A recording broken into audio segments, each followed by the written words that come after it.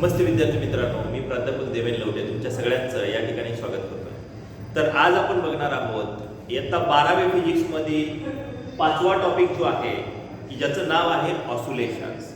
आणि निश्चितच नेहमीप्रमाणे आपण टॉपिकला सुरुवात करण्या अगोदर तो वर्ड की ज्या टॉपिकला नाव दिलेलं आहे ऑसिलेशन, कशाला म्हणायचं ऑसिलेशन, काय डेफिनेशन आहे, हे इन डिटेल आपण या व्हिडिओमध्ये बघणार आहोत. आणि त्यानंतर या व्हिडिओमध्ये पिरियॉडिक मोशन, पिरियॉडिक टाइम, त्याचनंतर यामध्ये आपण बघणार आहोत लिनियर सिंपल हार्मोनिक मोशन आणि शक्य झालं तर differential equation of linear equation. तर अशा पद्धतीने आपण सुरुवात करूया. ऑसिलेशन म्हणायचं कशाला, तर बघा ऑसिलेशन ची डेफिनेशन आपण सांगत असताना काय सांगते बघा, to and fro motion of a particle, to and fro motion of a particle from its mean position, from its mean position is known as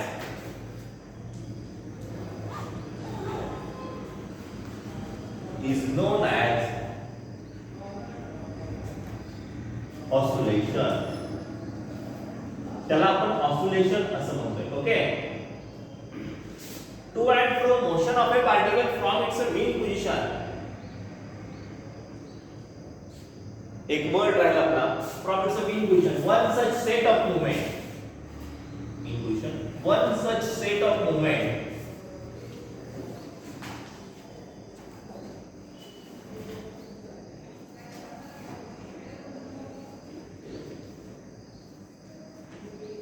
is known as oscillation. Is known as oscillation. त्याला आपण oscillation असं म्हणतोय. तर बघा काय सांगते आपल्याला, to and fro motion of a particle from its mean position, one such state of movement, movement म्हणजे हालचाल, हालचालीचा एक संच, त्याला आपण काय म्हणतोय, ऑसिलेशन असं म्हणतोय. To and fro motion of a particle from its mean position, one such state of movement is called as oscillation. For example बघूया, उदाहरण बघूया आणि मग त्या उदाहरणाच्या साहाय्याने आपल्याला सांगता येईल. पण त्या अगोदर टू अँड फ्रो हा जो शब्द आलेला आहे, हा शब्द कशासाठी आलेला आहे, हा जो वर्ड आलाय टू अँड फ्रो, तर ह्याचे अर्थ आपल्याला सांगता येतील. एखाद्या वस्तूचं मोशन जे आहे ते डाव्या बाजूला असेल किंवा उजव्या बाजूला असेल किंवा पुढे असेल, मागे असेल किंवा वर असेल किंवा खाली असेल, या तीन वेगवेगळ्या स्थितीसाठी वापरलेला शब्द आहे to and fro. For example, the body or the particle which moving in the left side, which can be moving in right side, left and right side, particle moving in forward direction and backward direction, that particle which can be moving in upward direction and downward direction. So all these terms are related for the to and fro motions. ह्या सगळ्या कशामध्ये येतात, to and fro motion मध्ये येतात. आणि म्हणून आपण शब्द वापरलाय टू अँड फ्रो मोशन. उदाहरण आपण बघूया. याचं उदाहरण आपल्याला सांगता येईल, मोशन ऑफ सिंपल पेंडुलम. काय motion of simple pendulum, simple पेंडुलमची जी काय मोशन आहे त्याला आपण काय म्हणूया रे, ऑसिलेशन. ओके, तर बघूया कसा सिंपल पेंडुलम. आपल्याला माहित आहे जी फिगर या ठिकाणी मी काढतोय, this is the rigid support and this is the spring attached to that ball, heavy metal sphere, that is called as a ball. Okay, so it can be displaced in this direction and it can be comes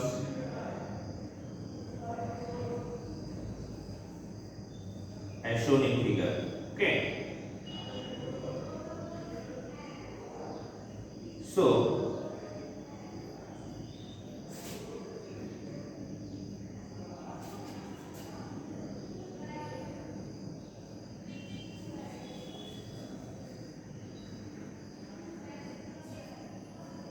okay,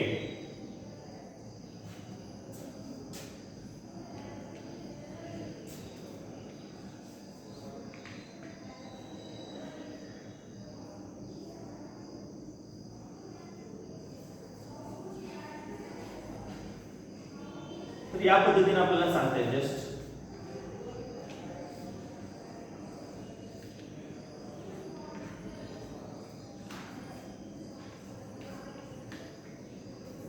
so this is the motion of that simple pendulum.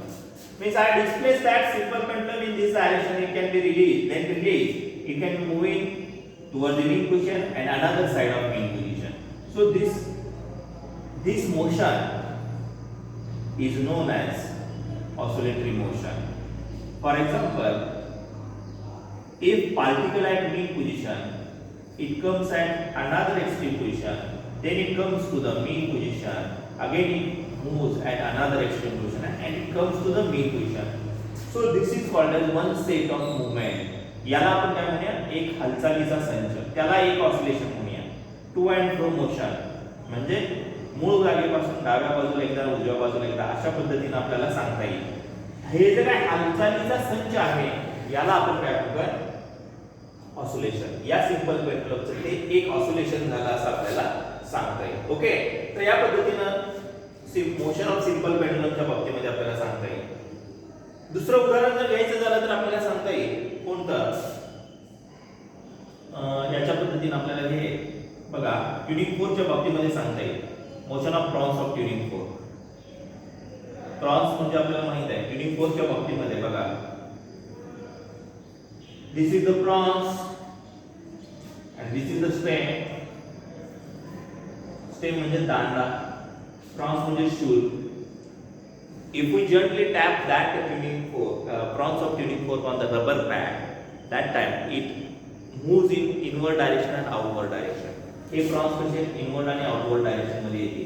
त्यावेळेस त्याचे सुद्धा आपण काय म्हणतो, त्याला vibrations. Okay, व्हायब्रेटरी motion आपण म्हणूया. इथे ऑसिलेटरी मोशन म्हणतोय, इथे काय म्हणतोय, vibratory motion. Okay, so another example, आपल्याला पुढचं एखादं एक्झाम्पल आपल्याला घ्यायचं झालं तर सांगता येईल. ऑसिलेशनच्या बाबतीमध्ये, वेव्हच्या बाबतीमध्ये आपल्याला सांगता येईल. For example, the wave produced on the rope. Okay, दोरीवर तयार होणारी जी काही वेव्ह आहे, समजा दोरीचं एक टोक अशा पद्धतीने या बाजूला रिजिड सपोर्ट आहे, एक भिंत आहे, त्या भिंतीला बांधलेलं आहे आणि दुसरं जे टोक आहे ते फ्री एंड आहे आणि ते आपल्या हातामध्ये आहे. ओके, सो इथं आपला हात आहे, आपण अप अँड डाऊन मोशन काय करतोय, की दोरी अप अँड डाऊन मोशन करतोय, तर त्याच्यात तयार होणाऱ्या अशा पद्धतीच्या वेव्हज आहेत. मला या ठिकाणी बघत असताना ही मेन पोझिशन आहे. ओके, इथून पार्टिकल कुठे जातोय, वरच्या बाजूला, परत पार्टिकल कुठं, खालच्या बाजूला. म्हणजे इथे ज्यावेळेस ही क्रस्ट तयार होते, काही वेळानंतर रिफ्लेक्ट झाल्यानंतर इथे ट्रफ तयार होणार आहे. म्हणजे पार्टिकलची मोशन मेन पोझिशन कशी झाली, अप अँड डाऊन मोशन झाली. ओके, आणि हे अप अँड डाऊन म्हणजेच आपल्याला टू अँड फ्रोच्या बाबतीमध्ये सांगते. ओके, त्यावेळेस त्याचं सुद्धा आपण काय म्हणूया, these are the oscillatory motion and one such set of movement is called as oscillation. तर वेगवेगळ्या उदाहरणाच्या सहाय्याने motion of needle of sewing machine, कपडे शिवायची जी काही सुई असते आपले, ओके, कपडे शिवायची मशीन जी आहे, त्या शिलाई मशीन, त्याची जी काही सुई आहे त्याची सुई कशी असते, वर खाली होते. ओके, त्याच्यासाठी पण शब्द आपल्याला टू अँड फ्रो सांगतात. Up and down motion of that needle of sewing machine is the oscillatory motion. Okay, तर अशा पद्धतीने आपल्याला ऑसिलेशन म्हणजे काय हे थोडक्यात सांगता येईल. यानंतर ऑसिलेशन म्हणजे काय सांगितलं, ऑसिलेटरी मोशन म्हणायचं कशाला, तर साधी सोपी आपल्याला डेफिनेशन सांगता येईल. What is non as, what do you mean by oscillatory motion, आपल्याला सांगता येईल. The motion of oscillatory particle, the motion of oscillatory particle. Oscillatory particle इथे कुठला आहे, बॉब आहे, metal sphere, heavy metal sphere आहे. ओके, हा जो दिसतोय तो गोल, याची जी काही मोशन आहे याला आपण ऑसिलेटरी मोशन म्हणूया. व्हायब्रेटरी मोशन, मोशन ऑफ व्हायब्रेटरी पार्टिकल, इथं कोण आहे, ट्युनिंग फोर्कचे प्रॉन्स आहेत, व्हायब्रेट होणारे ते, म्हणून त्या ट्युनिंग फोर्कच्या प्रॉन्सला आपण काय म्हणूया, व्हायब्रेटरी मोशन. त्याची मोशन जी आहे ती व्हायब्रेटरी मोशन. ओके, अशा पद्धतीने आपल्याला व्हायब्रेटरी मोशन किंवा ऑसिलेटरी मोशन पण या ठिकाणी आपल्याला सांगता येईल. त्यानंतर नेक्स्ट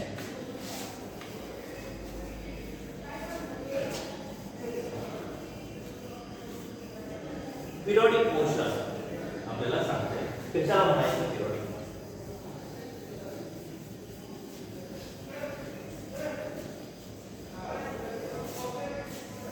बघूया आपण पिरियडिक मोशन कशाला म्हणायचं. ओके, मोशन which repeats, बघा periodic motion, periodic motion,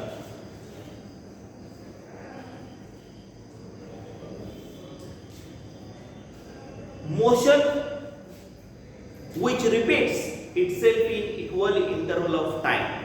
बघा काय सांगते, motion which repeats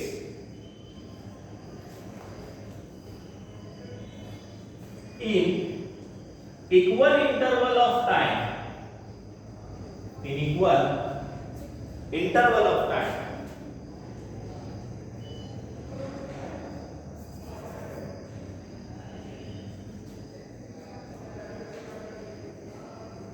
is known as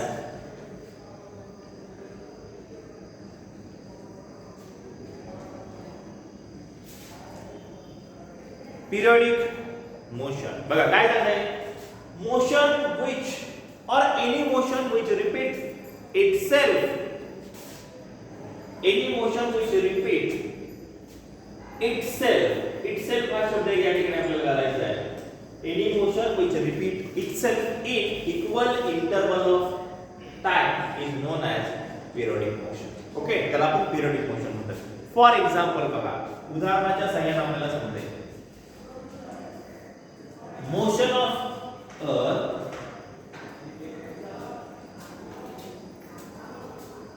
around the sun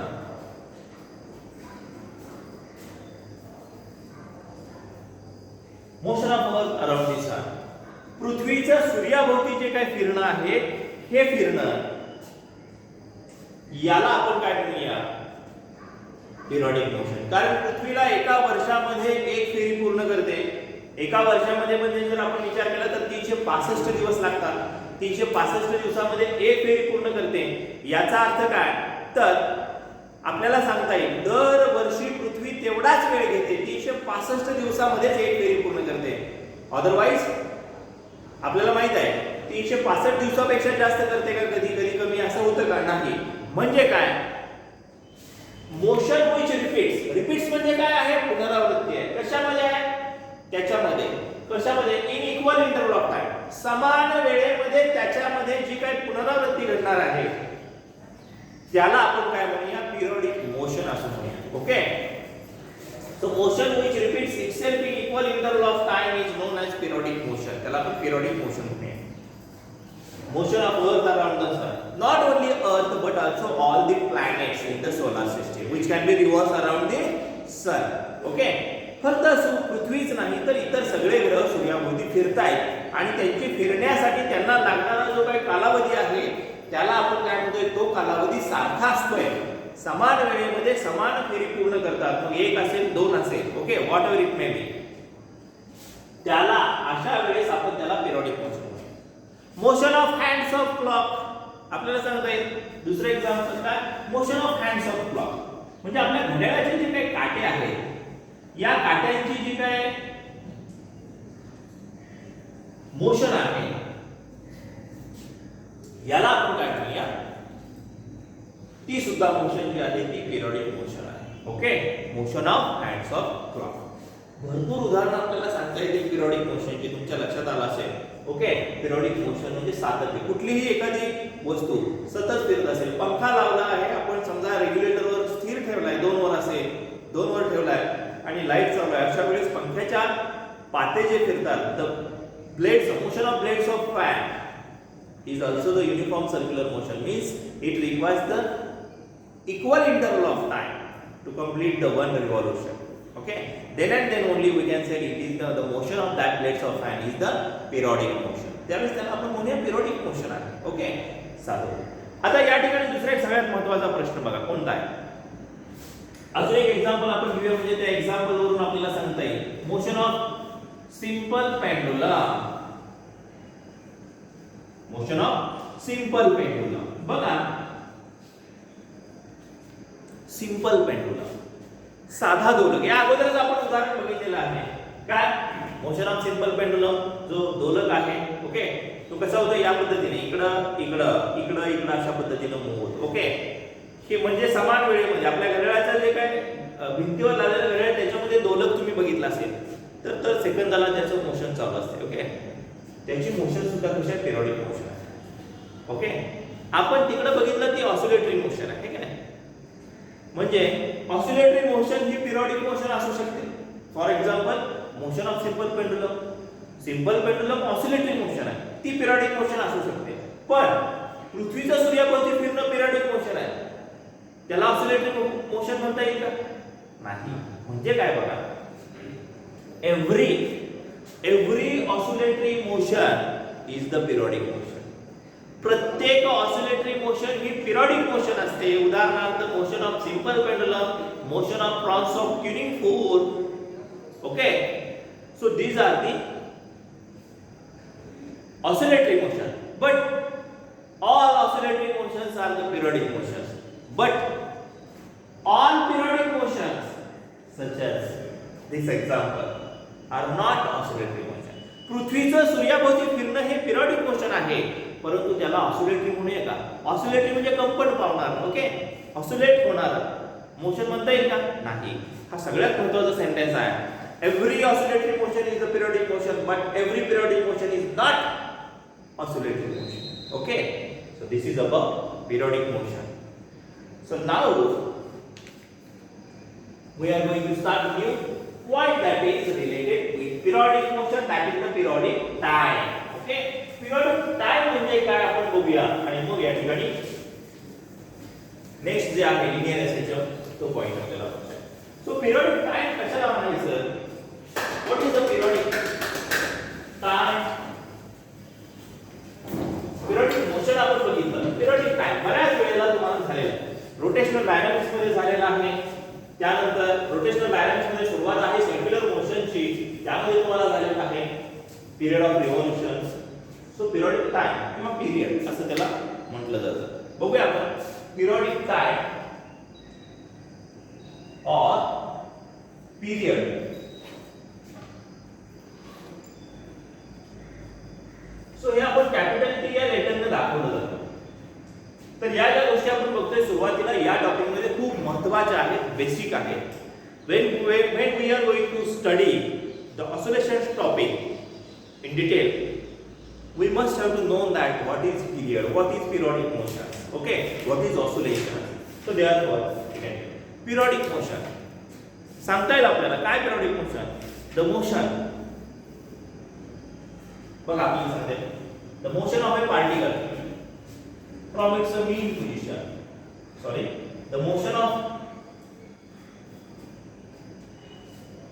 periodic time, not motion, the time taken by the particle to complete one revolution, असं म्हणूया किंवा one oscillation. the time taken by the particle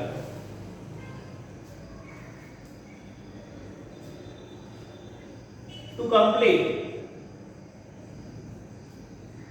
one oscillation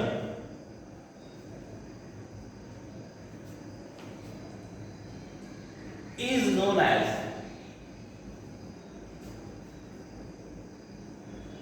periodic motion or period. Time taken by the particle to complete one oscillation.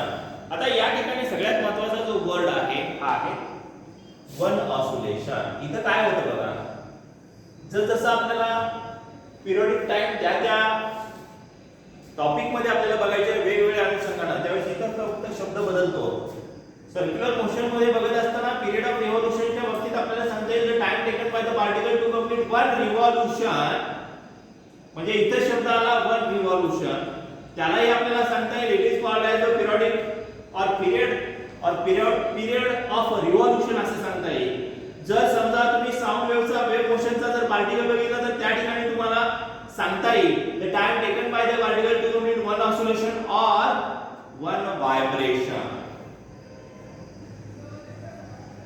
So one vibration in case of the motion of prons of tuning force. In this case we can use period of that prons of tuning force. Okay, because there is the vibration of that tuning force, prons of tuning force. Then oscillations, time taken by the particle to complete one oscillation, revolution, vibrations, or circles आपण म्हणूया, or circles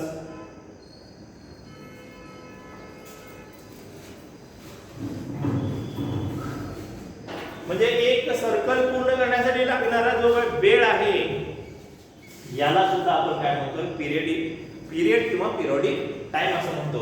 आणि मग definition फक्त आपल्याला यामध्ये सांगता येईल की time taken by the particle to complete one oscillation. त्याचा टॉपिक आपला ऑसिलेशन बघतोय. त्यानंतर so this is about periodic time or period. याचा आपल्याला एसआय युनिट किंवा पिरियड टी या लेटरला दाखवला. तो एसआय युनिट सेकंद आहे, डायमेन्शन t⁻1 आहे. Okay, so this is about period or periodic time.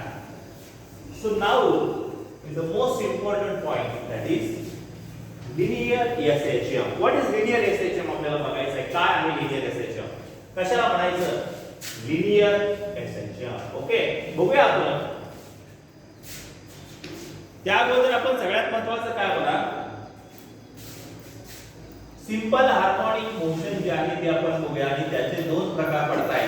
In detail काय आहे बघूया आपण. सिंपल हार्मोनिक मोशन बघूया कशा पद्धतीने. So this is simple harmonic motion.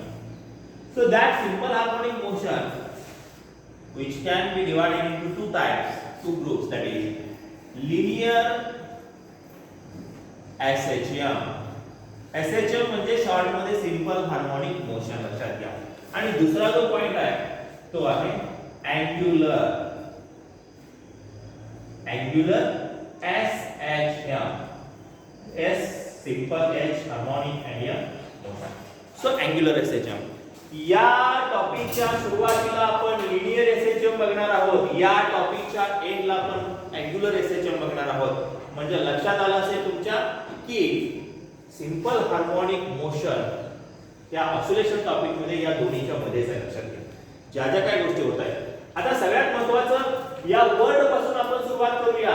Simple harmonic motion म्हणजे काय, तर सिंपल म्हणजे साधा, हार्मोनिक हा वर्ड माहित आहे आपल्याला, मोशन वर्ड माहित आहे. मोशन म्हणजे काय, गती. ओके, आता शब्द राहिलाय तो आपला कुठला, हार्मोनिक.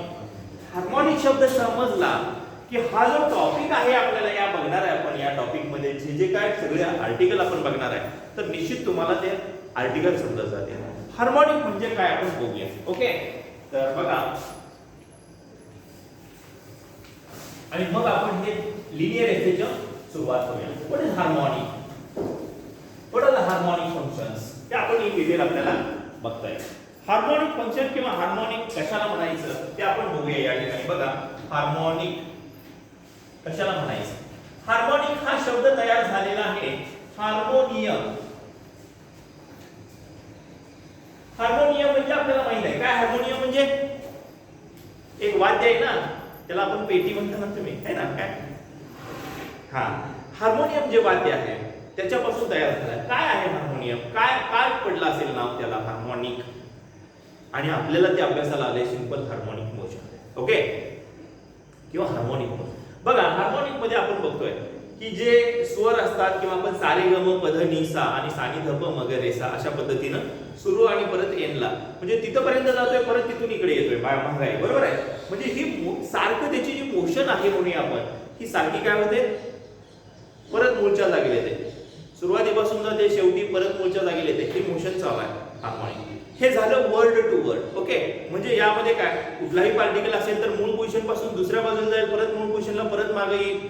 म्हणजे मूळ पोझिशन पासून तो जाईल, जेवढ्या लांब जाणार आहे परत मूळ पोझिशनला येणार आहे, परत तेवढंच दुसऱ्या बाजूला जाणार आहे. ओके, ही मोशन सतत होत राहणार आहे. लक्षात घ्या हार्मोनिक. मग आपल्याला जर सायन्सच्या भाषेमध्ये बघायचं झालं तर आपण काय सांगू शकतोय, कशा पद्धतीने हार्मोनिक आपल्याला सांगता येईल. डिस्प्लेसमेंट ऑफ एनी पार्टिकल, कुठल्याही पार्टिकलचं डिस्प्लेसमेंट जे आहे ते साइन आणि कोसाइन फंक्शन मध्ये व्यक्त करतोय आपण. हे व्यक्त करत असताना we can explain the displacement of any particle in sine and cosine function, because sine and cosine, the value of sine and cosine, for example the value of cos, so it may be 0, it may be 90 or it may be 180. All these values are, so cos 0 1, cos 90 0 and cos 180 -1. So these values are in between 1 and -1. Okay, the values of all angles of cosine angles are lies between 1 and -1. त्या पद्धतीनेच आहे. आपण काय करतोय, एखाद्या पार्टिकलचं विस्थापन जे आहे हे विस्थापन आपण या फंक्शन मध्ये सांगतोय, त्यामुळे त्याला आपण म्हणजे सांगण्याची पद्धत मॅथमॅटिकली आपण सांगतोय अशा पद्धतीनं पार्टिकल मूव्ह होईल. एक तर तो 1 ते +1 ते -1 च्या मध्ये असेल. ओके, उदाहरण घ्या साधं. मी आता इथं मध्ये उभा राहिलेलो आहे, इकडे भिंत आहे, इकडे भिंत आहे. समजा मी इकडून तिकडे चाललेलो आहे, समजा मी इथं गेलो एक पाऊल. ओके, मग माझा फेज डिफरन्स किती असेल सांगता येईल ना. समजा मूळ पोझिशन ही आहे आपली आणि मी सांगितलं या बाजूला मी इथपर्यंत गेलो. ओके, तर माझा काहीतरी अँगल असेल की नाही, पण तो अँगल कशामध्ये आला 1 ते -1. माझं विस्थापन कुठं आलं मूळ पोझिशन पासून ही भिंत ते ही भिंत. ओके, असंच त्या पार्टिकलचं विस्थापन दाखवलं जातं एक सिस्टमॅटिक पद्धत किंवा मॅथमॅटिकली कोसाइन आणि साइन फंक्शन मध्ये दाखवतो. याला आपण हार्मोनिक असं म्हणतो. आणि साइन आणि कोसाइन म्हणजे काय हार्मोनिक फंक्शन्स आहेत. ओके, या टॉपिक मध्ये आपल्याला येणार आहे, आपण बघणार आहे साइन आणि कोसाइन याचाच आपल्याला वापर तुम्हाला इक्वेशन मध्ये जाणून येईल. ओके, त्याच्या पाठीमागचं मूळचं कारण काय, त्या पार्टिकलची स्थिती एक्झॅक्टली कुठे आहे आपण बघणार आहे. Phase of SHM, epoch of SHM. Phase of SHM म्हणजे काय, उदाहरणार्थ मी इथून इथपर्यंत गेलोय, माझा फेज काढायचा आहे. उदाहरणार्थ मी सिंपल हार्मोनिक म्हणजे इकडे इकडे पळत राहतोय सारखा.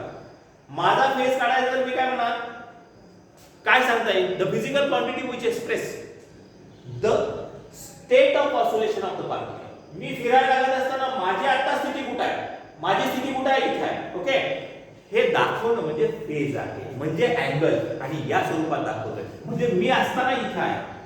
ओके, माझं दाखवण्याची पद्धत या पद्धतीने असेल तर त्याला आपण फेज ऑफ एसएचएम असं म्हणतो. आणि इपोक ऑफ एसएचएम म्हणजे काय, म्हणजे थोडक्यात आपण काय इपोक ऑफ एसएचएम म्हणजे स्टार्टिंग होते का शब्द त्या ठिकाणी जोडायचा आहे. The physical quantity which express the state of oscillation of particle at starting position, सुरुवातीच्या स्थितीची असलेली पोझिशन, त्याला इपोक ऑफ एसएचएम. ह्या दोन डेफिनेशन ज्या आता मी तुम्हाला सांगितल्या, फेज ऑफ एसएचएम आणि इपोक ऑफ एसएचएम, बोर्ड परीक्षेला 2 मार्कासाठी बऱ्याच वेळेला विचारलेले आहेत. ओके, ते आहेत पुढे आपण बघणार आहे, पण जस्ट मी तुम्हाला या ठिकाणी सांगतोय. म्हणजे थोडक्यात मला सांगायचं आहे काय, सिंपल हार्मोनिक मोशन किंवा हार्मोनिक मोशन आणि त्याचं एक लिनियर एसएचएम आणि दुसरं जे आहे ते अँग्युलर एसएचएम आहे. अशा पद्धतीनं 2 पॉइंट मध्ये टोटल टॉपिक आपला कव्हर होतोय. त्यामध्ये सगळ्यात महत्त्वाचं हार्मोनिक म्हणजे काय, तर साइन आणि कोसाइन फंक्शन मध्ये आपण एखाद्या पार्टिकलचं विस्थापन व्यक्त करतोय. मग जो असेल तो अँगल असेल, तो याच्या पुढे जाणार नाही, याच्या इकडे पण जाणार नाही, याच्या इकडे जाणार नाही, यामध्ये तो आहे, याला आपण हार्मोनिक मोशन म्हणतो. आणि ते आपण in detail simple harmonic motion आता आपण बघूया.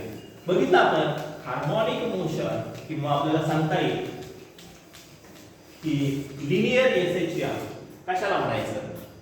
So what is linear SHM बघूया आपण.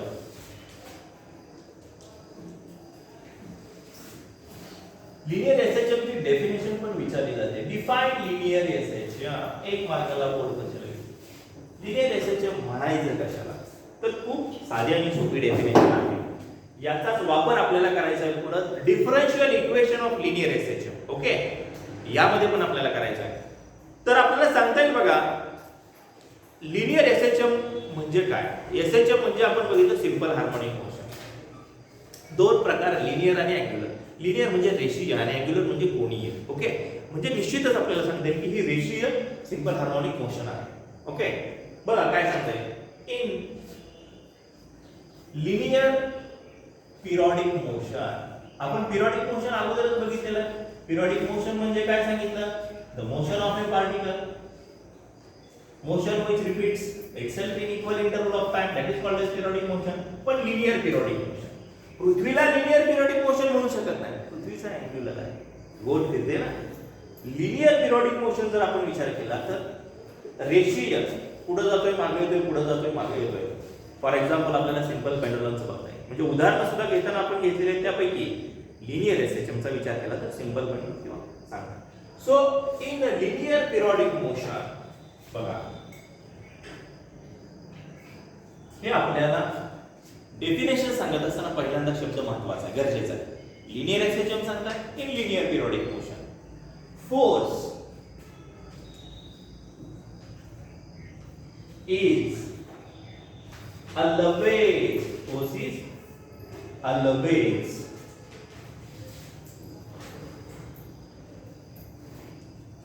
directed towards mean position, towards mean position, and magnitude of force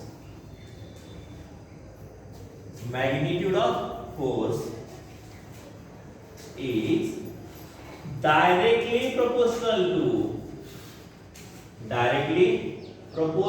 to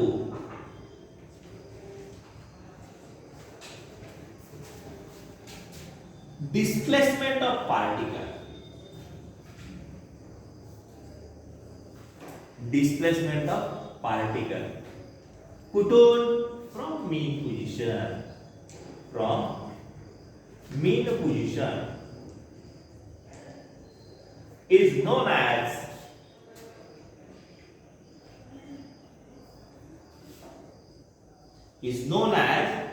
linear SHM. त्याला आपण काय म्हणतोय? Linear SHM. त्याला आपण लिनियर SHM असं म्हणतोय. ओके, तर बघा लिनियर SHM ही डेफिनेशन जी दिलेली आहे याला 1 मार्क आहे. लिनियर SHM कशाला म्हणायचं? अगदी साध्या सोप्या भाषेमध्ये किंवा आपल्याला लक्षात ठेवायचं आहे, पाठ करायची गरज नाही. विचारलंय लिनियर SHM, पहिलं आपल्याला सांगता येईल काय?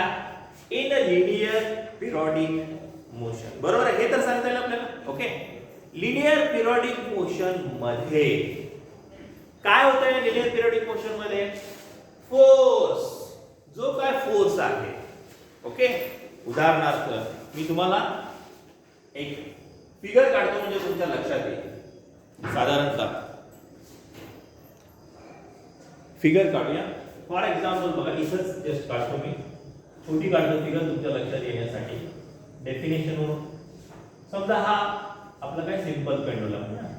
हा, तर यामध्ये आपल्याला सांगता येईल बघा, हा डिस्प्लेस केला इकडे आला.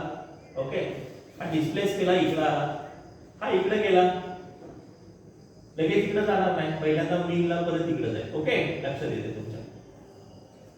हा, आता बघा, ज्यावेळेस मी हा सिंपल पेंडुलम इकडे ओढणार आहे, डिस्प्लेस करणार आहे, म्हणजे मी काहीतरी फोर्स लावणार आहे. बरोबर आहे, मी फोर्स लावल्याशिवाय इकडे येईल का? नाही. तुम्ही झोका सुद्धा खेळता बघा, तुम्ही म्हणजे मुली वगैरे खेळतात, ते ओढता पाठीमागे है ना, फोर्स लावतोय. बघा बघा किती, बघा ह्या उदाहरणावरून तुम्हाला एकदम डेफिनेशन लक्षात राहील. इकडे ओढलं तुम्ही म्हणजे तुम्ही फोर्स लावला आहे ना. पण ही कसली मोशन आहे? लिनियर पिरियोडिक मोशन आहे. झोका पुढे जाणार आहे, मागे येणार आहे की नाही?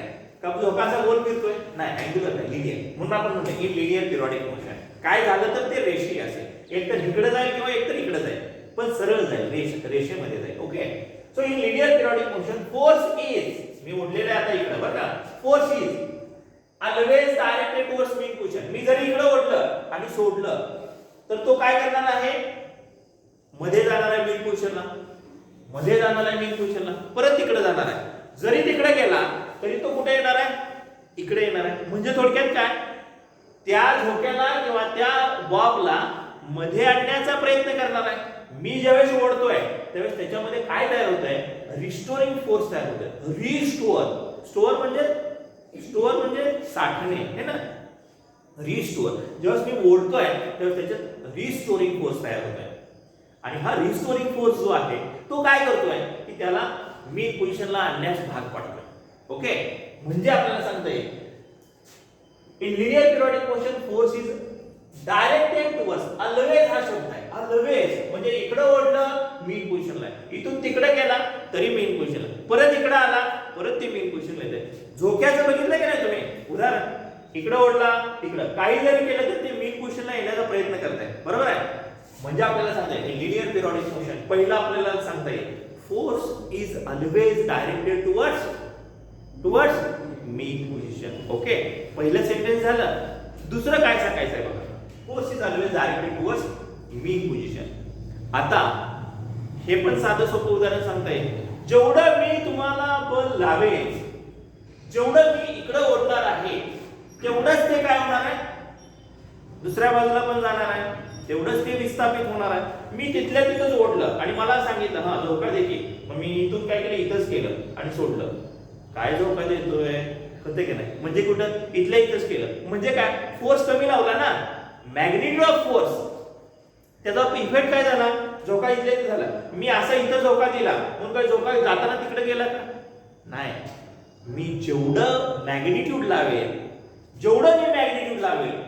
तेवढंच काय होणार आहे विस्थापन होणार आहे. बरोबर आहे. मग दुसरं सेंटेन्स काय आपलं, magnitude of force is directly का इनव्हर्सली, डायरेक्टली आहे ना, जेवढं ओढणार तेवढं जाणार. साधं सोपं आहे, जेवढं ओढणार फोर्स लावणार तेवढं ते तिकडं विस्थापन होणार. मग सांगता येईल magnitude of force is directly proportional to the displacement of particle. कुठून, फ्रॉम मीन. ओढतोय कुठून, मीन पोझिशन पासून ओढतोय, मग मीन पोझिशन पासून डिस्प्लेसमेंट होणार, मीन पोझिशन पासून तिकडे डिस्प्लेस होणार ना तो. ओके, तर अशा पद्धतीने सांगता येईल. बघा, in linear periodic motion the force is always directed towards the mean position and the magnitude of force is directly proportional to the displacement of particle from its mean position. So this is known as linear simple harmonic motion. Okay, आपल्याला थोडक्यात सांगता येईल. आता in detail हे जे उदाहरण आपल्याला दिलेलं आहे ते कशा पद्धतीने दिलेलं आहे ते पण आपण बघूया. हे जस्ट मी तुम्हाला या ठिकाणी सिंपल पेंडुलमचं दिलं, पण एक आपल्याला एक बॉक्स दिलेला आहे आणि फ्रिक्शन लेस हॉरिझॉन्टल सरफेस वरून तो काय मूव्ह होतोय. जस्ट एक ते आपण बघूया कशा पद्धतीचं ते एक्झाम्पल दिलेलं आहे आणि त्याच्या सहाय्याने लिनियर एसेन्शियल जो कन्सेप्ट आहे तो लिनियर एसेन्शियल कन्सेप्ट काय केलेला आहे या ठिकाणी आपल्याला सांगण्याचा प्रयत्न केलेला आहे. बघूया.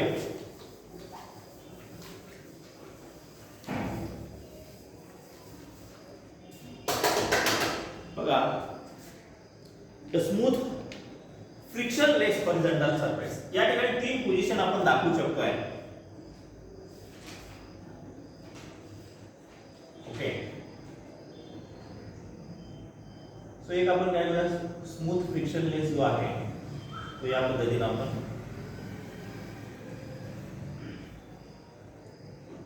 Frictionless horizontal surface.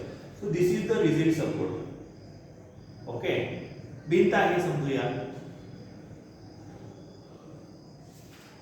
किंवा हेच भिंत आहे, इथं टेबल ठेवलेला आहे, इकडे आपण काय केलं तिथं टेबल चिटकून ठेवला भिंतीला आणि इकडे आपण खिळा मारून काय केलं स्प्रिंग लावले आणि त्या स्प्रिंगच्या पुढच्या दुसऱ्या एंडला काय केलंय बॉक्स लावलेला आहे. म्हणजे कसं असेल बघा, इथं आपल्याला सांगता येईल.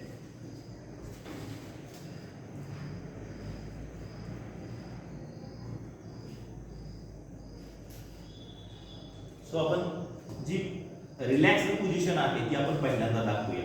ओके, रिलॅक्स पोझिशन इथं दाखवूया बॉक्सची. रिलॅक्स म्हणजे मूळ स्थितीला असताना आणि काय केलं आपण, the one end of spring is attached to the rigid support and the free end attached to that box. Okay, box म्हणजे एक ऑब्जेक्ट आहे, आपल्या दृष्टीने एक ऑब्जेक्ट आहे की ह्या फ्रिक्शन लेस वरून. So this is the relaxed position.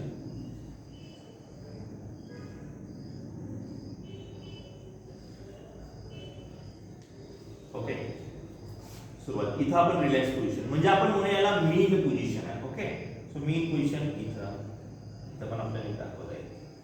अतिशय साध्या सोप्या भाषेमध्ये या उदाहरणाच्या सहाय्याने आपल्याला नक्की कशा पद्धतीनं फोर्स आणि डिस्प्लेसमेंट होत आहे हे आपल्याला सांगता येईल. जस्ट आपण मार्क करून घेऊया. बघा,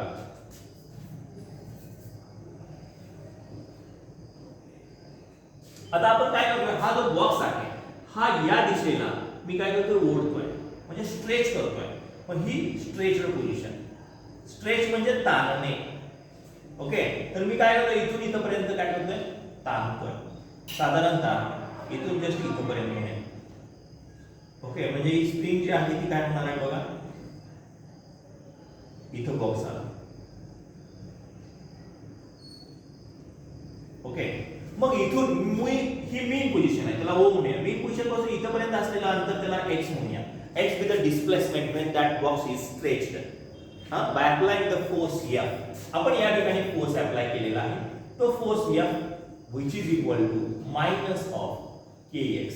म्हणजेच काय, आपल्याला माहिती आहे हे कशावरून आलं तर मायनस का शब्द वापरलाय काय फोर्स मी आता सांगितलं फोर्स नेहमी मूळच्या दिशेला येण्याचा प्रयत्न करतोय force is always directed towards the mean position but the displacement मी इकडे ओढतोय फोर्सची दिशा कुठे आहे या दिशेने इकडे ओढतोय सोडल्यानंतर तो इकडे यायला पाहिजे थांबायला पाहिजे इथंच नाही तो त्याच्या विरुद्ध जातो म्हणजे काय झालं डिस्प्लेसमेंट कसं झालं opposite to the direction of force okay therefore we take the negative sign here therefore we can write force is directly proportional to minus of x according to the statement given in the linear SHM मध्ये दिलेल्या statement नुसार हे equation लिहितोय आणि मग इथे आपल्याला minus of x तेच आहे इथून इकडे ओढतोय पण ऍक्च्युअली फोर्स इकडे आहे पण ह्याच्यामध्ये मी आता जे सांगितलं रिस्टोरिंग फोर्स तयार झालाय रिस्टोर झालाय एकदा सोडा स्प्रिंग एकदा सोडा काय होते बघा काय होणार आहे ह्याच्या अपोजिट जाईल की नाही स्प्रिंग आपण फोर्स या दिशेने लावलेला होता F नुसतं सोडून बघा तुम्ही डिस्प्लेसमेंट इकडे होते म्हणजे विरोधात होते ओके मग हे स्ट्रेच होते त्यानंतर सोडल्यानंतरची स्थिती आपण या ठिकाणी दाखवूया जस्ट मी काय करतोय तेवढंच अंतर घेतोय because amplitude is same in linear SHM therefore this is the compressed position this is the compressed position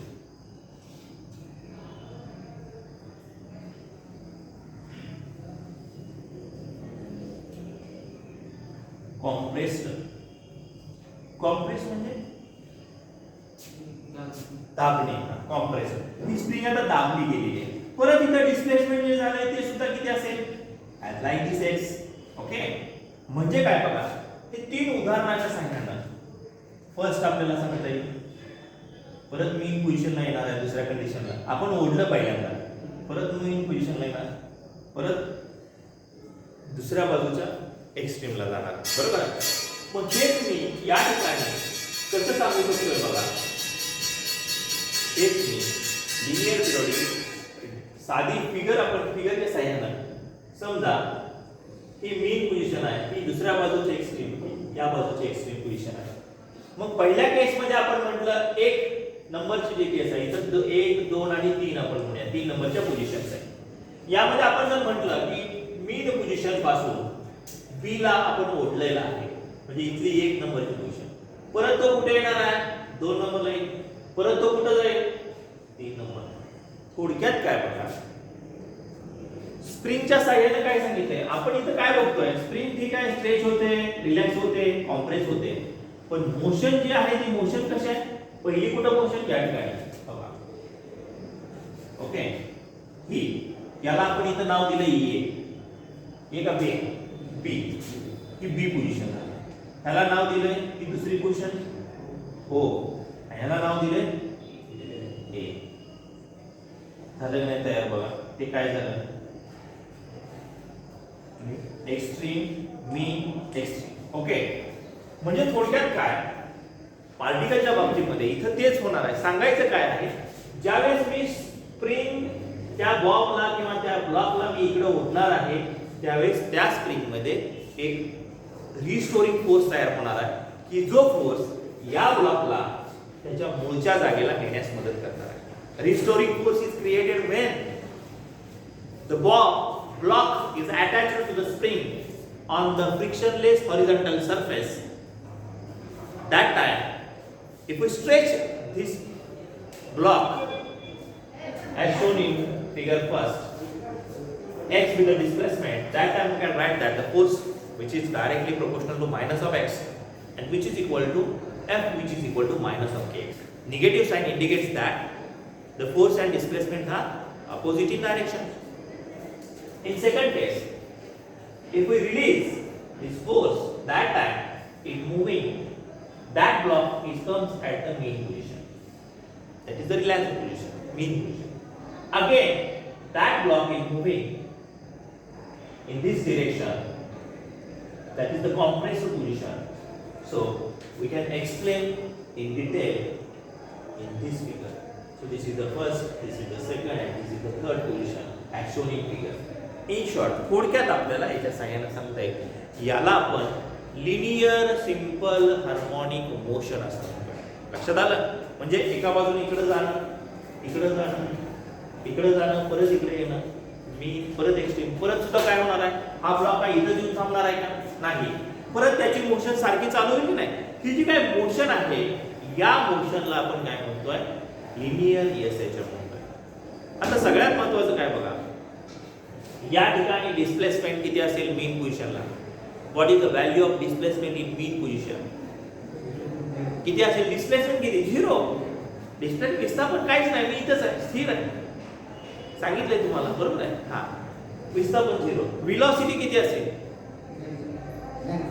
maximum. Acceleration किती असेल? ऍक्सेलरेशन 0 असेल. Okay, very good. ऍक्सेलरेशन किती असणार? 0. कायनेटिक एनर्जी किती असेल? मीन पोझिशन काय 0. आता मी इकडून काय करायला पळायला लागलेला आहे मीन पोझिशन. चला, कॅमेऱ्याच्या या कॅमेऱ्याच्या फ्रेम पासून मी या कॅमेऱ्याच्या फ्रेम पर्यंत पळायला लागलेलो. ओके, पळायला लागलेलो. माझी मीन पोझिशनला माझी कायनेटिक एनर्जी किती आहे? मी थांबलोय का? माझी गतीची ऊर्जा कमी आहे का? 0 आहे का मीन पोझिशनला? चालू आहे ना माझं? अरे कायनेटिक एनर्जी म्हणजे 1/2 mv² ना. व्हेलॉसिटी जास्त आहे ना, मॅक्सिमम आहे मीन पोझिशनला. बघा, हा हात इकडे जातोय, इकडे येतोय, इकडे जातोय, ही मीन पोझिशन आहे. इकडे जातोय म्हणजे इकडली एक्स्ट्रीम पोझिशन, इकडे येतोय म्हणजे इकडली एक्स्ट्रीम पोझिशन. मध्ये अजिबात थांबत नाही, याचा अर्थ मध्ये वेग जास्त आहे, मध्ये वेग जास्त आहे आणि तो कायम आहे, कॉन्स्टंट आहे, म्हणून ऍक्सिलरेशन तयार होत नाही. वेगात बदलच होत नाही तर काय? There is no change in velocity. Okay, त्याला आपण काय म्हणतो? Acceleration is 0. जर वेगात बदलच होत नसेल तर ऍक्सिलरेशनची व्हॅल्यू 0. पण वेग कसा आहे? फास्ट आहे. वेग फास्ट आहे म्हणजे कायनेटिक एनर्जी कशी झाली? Maximum. Okay, at mean position kinetic energy maximum, वेग कॉन्स्टंट आहे म्हणजे ऍक्सिलरेशनची व्हॅल्यू कशी झाली? 0. डिस्प्लेसमेंट कसं झालं? 0. ओके, तर या गोष्टी इन डिटेल आपल्याला बघायच्या आहेत. ह्याच तुम्हाला एमसीक्यूच्या स्वरूपात विचारल्या जातात. What is the value of kinetic energy? हे इन डिटेल आपण ग्राफच्या सहाय्याने आहे पुढे आपल्याला बघायचं आहे, पण त्या अनुषंगाने तुम्हाला या ठिकाणी होईल. So this is about linear SHM. Okay, समजलं असेल आय होप. ओके, थांबूया.